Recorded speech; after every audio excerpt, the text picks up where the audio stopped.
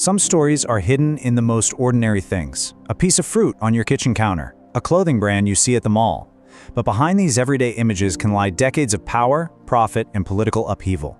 This is one of those stories. Imagine, it's 1954. A secret telegram is sent from Guatemala. It contains this single, cryptic line.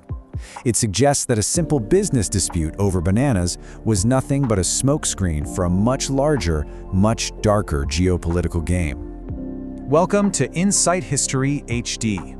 Together, we will peel back the layers of narratives long locked away in the archives of history. So how does that even happen? How can a simple fruit, something we buy without a second thought, become the reason a country's destiny is rewritten? How can our demand for a cheap snack in one part of the world lead to the toppling of a democratic government in another? Well, the story unfolds over a 50-year arc. It begins in 1904, when the term Banana Republic was just a clever phrase in a book. But 50 years later, that piece of fiction becomes a brutal reality in Guatemala. We're about to step into that shadow. So where did this term even come from? You see, our story doesn't begin on a battlefield or in a boardroom. It starts on the page of a book. You know, the term Banana Republic wasn't invented by some political analyst. According to the research paper Fruit, Fortune, and Foreign Rule, an American writer, O. Henry, made it up for his 1904 book. He was describing a made-up, corrupt little country run entirely for the benefit of a foreign company. He meant it as satire, a joke, but it would soon become a chillingly perfect description of reality. So, from this fictional idea, we turn to the real world, and to a company so powerful and far-reaching, people started calling it the octopus. In the early 20th century, the United Fruit Company, or UFC, wasn't just a business in Guatemala. For all practical purposes, it was the government. Think of it like this. Imagine if a single tech company today didn't just own your social media, but also owned the internet cables, built your phone, and wrote the laws for online speech. That's the kind of total control we're talking about.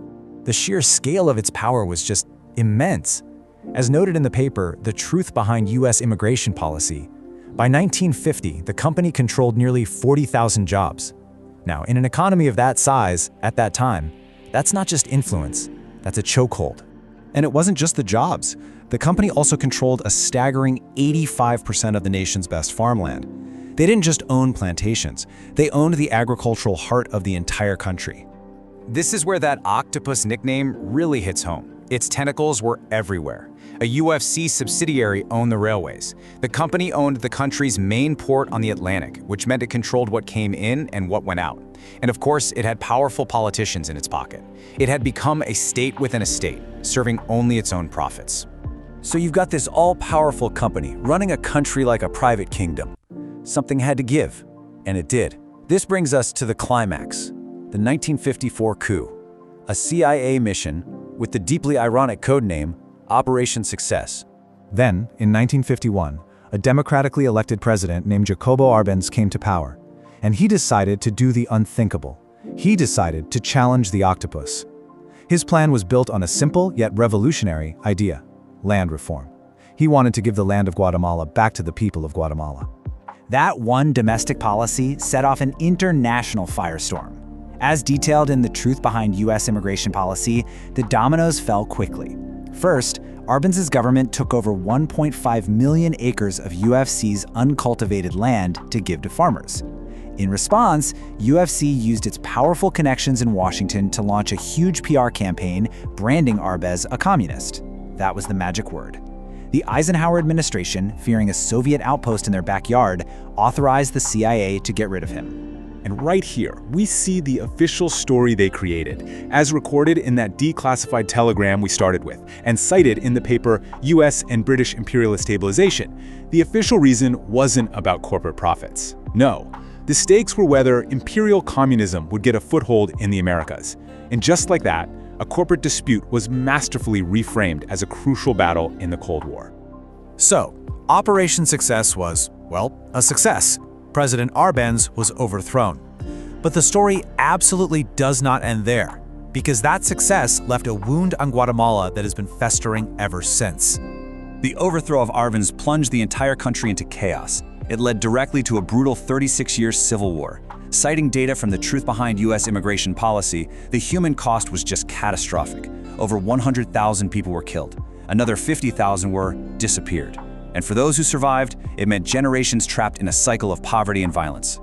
And the reason these effects were so long-lasting can be understood through a concept called neo-colonialism. As discussed in the paper Fruit, Fortune, and Foreign Rule, this is basically a new kind of empire. You don't need to plant flags anymore. You just use economic and political pressure to maintain control, creating a dependency that's just as powerful as direct colonial rule. And if you think this is all just abstract history, look at this. This chart shows the modern legacy in the starkest terms possible. As the truth behind U.S. immigration policy notes, the instability sown decades ago is still being harvested today. Look at the homicide rates in the region. Honduras, El Salvador. They aren't just a little higher than the global average, they are on another planet. This isn't history, it's a daily, life-or-death reality. And in our final section, we're going to see how the echoes of this violent, complicated history show up today in the most unexpected of places. So on one side, you have the origin of Banana Republic, a shorthand for exploitation and corporate dominance. And on the other side, a clothing brand that sells an image of travel and adventure. As the paper Fruit, Fortune, and Foreign Rule highlights, this is a perfect example of how a term rooted in trauma gets sanitized, commodified, and completely stripped of its meaning until its past is erased.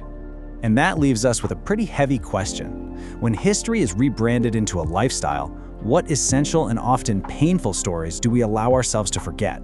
If this journey has offered you a new perspective, support our exploration by subscribing to Insight History HD. Thank you for listening, and I will see you in the next narrative.